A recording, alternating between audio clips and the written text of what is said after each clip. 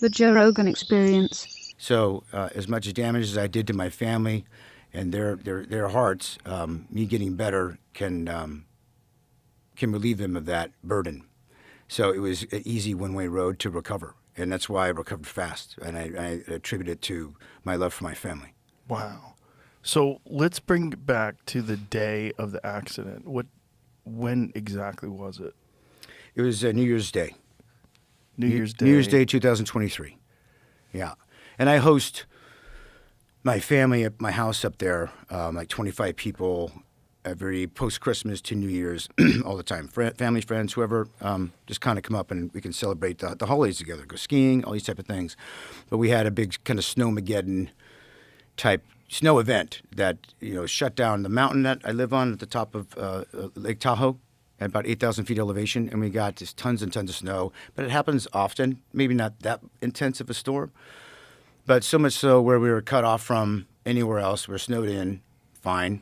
I'm prepared for that stuff.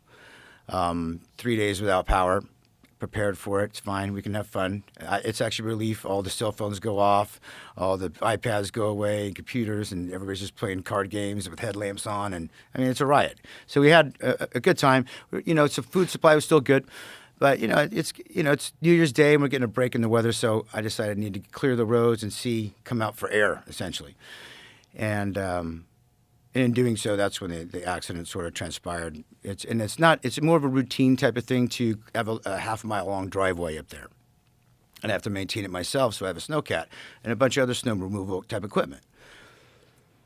There's a bunch of vehicles, snowmobiles even, things that got stuck in the driveway because it was a lot of extra snow, and some of it was very light, and then it got very icy and hard, so you're sinking down like 3 or 4 feet into it, and it was a hot mess. So had to try to dig all that stuff out using the snowcat, pulling this stuff out. This thing, a snowcat, to describe it in words is pretty difficult, but it's like a tank. It's probably, 12 feet wide, the tracks on each side, so it spins like a tank, like a skid steer. There it is. Yeah, there we go. That's a small, tiny version of one. But yeah, it's something kind of like out of Star Wars, But mine are metal tracks. It's more like that one right there. Oh, you got one like that? That's it. That's exactly like the one I have. So it's about like 16,000 pounds or so, and it's very nimble on the snow. On the snow. Just to see it physically, put it back up. To see it physically, and to know that that's what ran over your leg. Oh, my whole body. Oh God. Yeah. It was. So you have to step on the tracks, you see, to get into the cab to operate it. So stepping on the tracks is a normal thing to do. You just don't do it while you're operating it, right? You're on the thing, Right. You drive it, it's just easy. It's a thumb, go forward, reverse, and you're neutral, and that's it. It's really easy to operate. But it was just, the accident happened because you have to get in and out off on those tracks, and I hit the thumb thing, and it threw me off, and it was going towards my nephew, so I had to jump back on and try to stop it from killing him because it was going to crush him between the truck and that big blade that I have. You see that thing? Yeah. It's a few thousand pounds. That thing's gnarly. But so my instinct was to jump back on it and try to stop it. Obviously it didn't work out, and it got ran over, and there you go. How much of your body did it run over? All of it. Oh my God. Because I went. If the tracks were here to jump in the cab, I leapt up and over to try to grab onto it and got sucked under the whole thing. So the whole length of it just kind of. So there's like a set of wheels that turn these tracks, you see, and there's like 6 wheels. So it undulates. So I felt all the undulate. The first one was the worst, like the pressure and the skull crush and all that stuff, and then it releases because then the undulation of the tire and the track. And you're awake for that. You're just like by the 6th undulation, just like, all right, just kind of finish already. And you're just like, you're almost like, you're drowning and being struck by lightning and bleeding out. It's all the things all at once, man. It's like immense pressure and a movable object. And, my skull kind of lost out but still survived. And Your skull got Yeah. run over. Yeah. It's like, yeah, it's everything. It's like it's 38 broken bones and eyeballs out, Oh my God. and it's Shout out to medical science. I know, right? I mean, all the doctors were like, dude, I don't know how your eyes still operating or still working, but I think because I was on ice, because I did see it, and I'm like, well, maybe I'm going to put this eye on ice, and just kind of rolled into it. Because I saw my eye with my other eye, right? And I'm like, well, I'm going to be able to keep that thing, because I'm on like an icy asphalt driveway that's off of my driveway, right, at the top of the road. So it wasn't really great for impact of getting ran over. I wish I was on a snowpack. Could have been maybe a little bit easier. It would push me into snow, right? But it wasn't. So I just kind of rolled onto it, just like maybe I could kind of put the eye on ice until I could figure out how to breathe. Oh, my God. I had to sort of laugh at it because it's weird to sort of think about that, you know? Wow. So 38 bones? Yeah. Yeah, it was like a lot of ribs and all my spiral fracture and my legs, all my joints were broken, all my ankles, my knees, none of my spine, and I only got a laceration in my liver from one of the ribs breaking in a couple spots, and I went down and kind of stabbed it, but it didn't really mess it up too bad, so that's okay. But all my organs, my brain, I don't think there's any brain damage. I'll use that excuse later, I guess. Yeah, and my spine. That's the miracle. It's like, how did I break 14 ribs, right? And I cracked my skull and every arm and leg and finger and thing, but my spine was spared. Oh, my God. And all my organs were spared, and my brain. It's so like, it's kind of almost no harm, no foul at the end of the day, even though there's, probably 20% titanium in my body at this point. But so how many pieces of titanium are in you? Well, the guy that invented this procedure worked at the hospital in Reno because there's a lot of crushing injuries that happen. So all the ski resorts and mines that are in the area. So I got really lucky to get this doctor.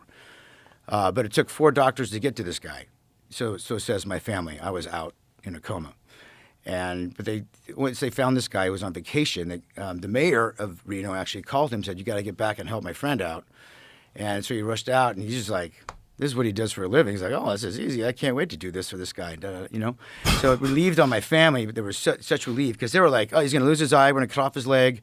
I mean, all this kind of tragic sort of prognosis, whatever you want to call it, right? So this guy comes in, no, it's fine. We're going to hammer this thing in. We're going to do this. We're going to do his faceplate, do the thing. We're going to do this. And just lucky that the orbital bone that broke and the cheekbone that broke, they only wanted to do that because my face as an actor, maybe they want to save my cheekbone, I guess. Not that I cared about it, but yeah, he fixed up all my ribs, and they used like this mesh, and he has this sort of weird way to kind of handle. If you fix 1 or 2 of the ribs that are all broken, the rest will kind of fall into place. The body's pretty miraculous. Just give it a little direction, and then it heals on itself, and it'll grow the bone. So it's not as much titanium in my ribs as one might think for all those breaks. It's only, maybe it looks like rebar, right? You get a scan, like a lot of my body's like. Do you have an X-ray of your somewhere? Body? Yeah, somewhere. Is it online anywhere? Where we could see it? I don't know. Do you have it on your phone or anything? I don't think so. I could ask my sister for it. I've been showing everybody that thing. It's pretty remedial looking. It looks like like I had a hammer and a 2x4 and some nails, and that's what this looks like. It looks very like, why is there a nail and 2 screws? And it's carpentry 101. There's nothing like I think the guy because I had like screws in my skull and my jaw because that broke in 3 spots. Oh. And the guy took it out. It's something that he got from Home Depot. Literally, it's like it just took it out. I'm like, dude, it's squeaking like it's in wood. You need to numb it or something. I almost knocked this guy out. It's just like, it was unbelievable. And I was always kind of half in the bag mentally, just kind of, because it takes so much mental to deal with like pain management. And it's emotionally exhausting to deal with like so many different things in your body. So I'm always kind of half paying attention to things. I'm much sharper mentally now because I don't have to mitigate so much inflammation, pain, and all that all the time. So I can kind of be here and laugh with you. But back then, when this guy was, I almost socked this guy so hard, dude. But Yeah, glad I was really happy to. That was a great milestone for me to get these screws out of my skull. Jesus. But that was worse than getting ran over by the snowcat, dude. Really? Yeah. In terms of pain or just discomfort? Well, no, it wasn't so much the pain. It's the haunting images of feeling my gums wrap around this screw as it's pulling out. It's a lot longer than I thought it was, and then there's 3 more to go.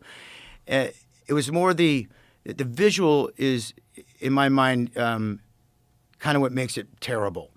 You know, the visual, because I'm a pretty visual guy. So I don't think anything hurts me so much in a physical way, but the visual is a pretty haunting image.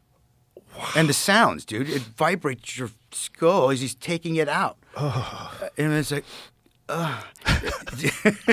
this is what horror films are made of, right? It's just like Saw or something. Is that the only thing that they had to take out? Is the screws that were in your head, or did they take them out of your body? No, they have to leave those in for the most part because why risk infection and open you up for something? But, so all the rest of the stuff stays in until those screws come loose. At some point, they will. They start backing out, right? Yeah. You'd think you'd put in a locking screw. Right? I've had friends that have had broken arms and starts poking out of the bone. Yeah. It's and just they doing have now. to get another operation and get it removed. Yeah. So how many different plates do you have? I think I got, it's only a couple in my face, and they went in like underneath my cheek. A plate for my orbital socket, and then for the cheekbone. They put, I think, a plate or 2 over there to hold that bone in place. Do you feel it? I feel the lack of feeling in it. It's still numbness to this whole side because they had to cut all these nerve endings right to get in through your mouth. So even this side of my face is slightly little numbish. And the rest of them, do you feel like how much do you feel in all your different bones and joints and all the different things that got repaired?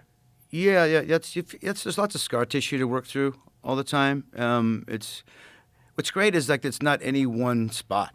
It's like it moves around. You know, even if you're not injured, it's like if you just twist your leg wrong and then it goes up into your hip and then it's in your shoulder. It moves around your body, it moves it around. So you just kind of stay on top of it, and there's always something to work through, you know, in your body, you know. And it's just, look, I already have to do it anyway. I'm 54. I'm going to have to take care of my health, and I just have to make it a very central part of my life. So. And so now, do you have full range of motion, full mobility? Mm-hmm. Everything is back to normal? Yeah, I don't know what normal is. Right. You know, I'm going to be, you know, I feel like I'm maybe 110% just because spiritually and mentally I'm so much better. I got so many gifts from dying and coming back that, yeah, I'm 150%. My body will always be, look, my body's aging, so I have to fight against age. Well, recovery is age reversing. It's the same stuff that people are doing just to reverse age. I just do it just because it's my recovery, and I have to for the rest of my life, just to prevent inflammation, discomfort, and swelling, things like that. So when you have so many broken bones and so many broken joints, what is the recovery like? Like, how do they even get you moving again? Day by day. Day by day. Yeah, instantly. As soon as I got home from the hospital, it was PT there and working to just move, keep things moving. You have to. Otherwise, you lose it. You'll lock up or you lose it. Seeing you walk around today in the studio, I would have no idea. Yeah.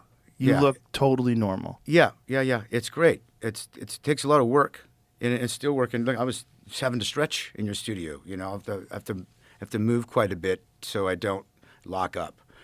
After a good night's sleep, it's like you could be a little stiff in the morning, and I have to do some stretches and things like that. But I think if I didn't get in the accident, I'm 54, I'd probably have to do it anyway. Right. So feels good to have to force the stretching, I think.